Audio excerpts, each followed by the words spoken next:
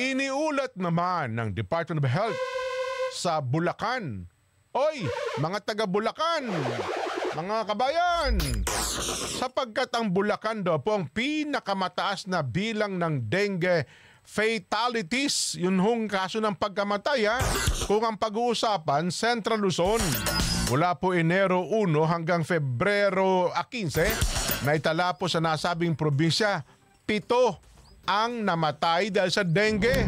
Sinundan po ito ng Nueva Ecija, may 4, Pampanga may 2, habang ang Bataan, Tarlac ay meron pong tag-isang namatay.